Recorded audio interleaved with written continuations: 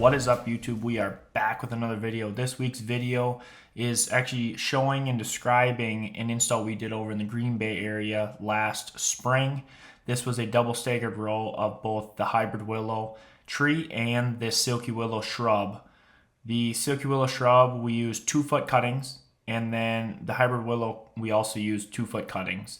The spacing here on the hybrid willow was 4-foot spacing between the two rows, and then 6-foot spacing between each cutting within the rows. So you can see here we are rolling out our 100-foot tape, then going along and creating our 3-inch by 3-inch X in the fabric.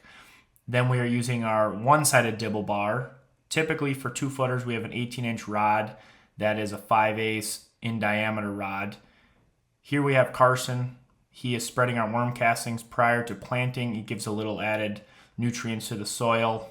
Prior to planting, it's very easy to walk along with a spreader and spread that to have a nice fertilized bed prior to planting. It isn't necessary, but if you have soils that are poor in nutrients, this is a very easy and effective organic way of adding fertilizer prior to planting. And then we're just walking along here, planting the silkies. Double staggered row, 4-foot spacing between each row, and then 4-foot spacing between each cutting within a row. So each of these lines were about 700 feet long, and you'll see in a little bit from the drone footage of the two lines. The main reason why the customer wanted this install here was because of the subdivision that had popped up next to his property that he hunts, but also is just more of a vacation area spot for him. So he doesn't really like to see a brand new subdivision popping up next to his property. And he also wanted to make sure that the deer feel safe being out in these fields. So that was the main reason why the customer wanted the double staggered row of both the hybrid willow and the silky willow. Now you'll see a gap between the two fabrics. The reason we had to place the two double staggered rows apart this far was originally we were going to have them side by side, but what happened was when we showed up and we went to go rip the ground, the old farm that was here, the homestead, they were throwing all their rocks, and the rock piles was right along this old fence line.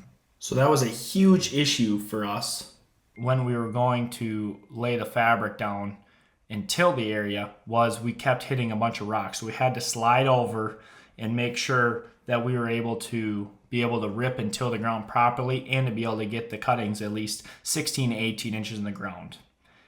And for this install, we were using a 6-foot wide ground fabric to be able to make sure that the customer was able to mow along both sides.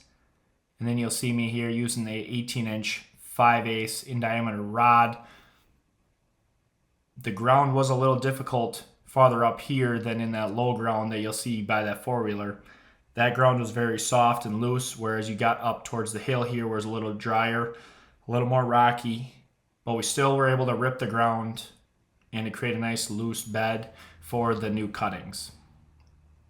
So you see these drone footages here, both the double staggered rows, 700 feet long a piece. It was a very awesome install. The customer had great high success, even with the drought-like conditions that we had up here in Wisconsin. I know a lot of you guys down south were experiencing the same thing with the lack of rainfall.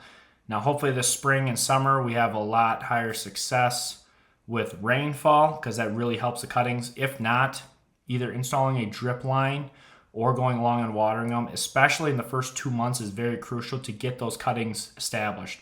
You don't want to go along and do all the effort of planting and then you don't come back to water them and you go through a drought for the first 2 months and then they dry to a crisp.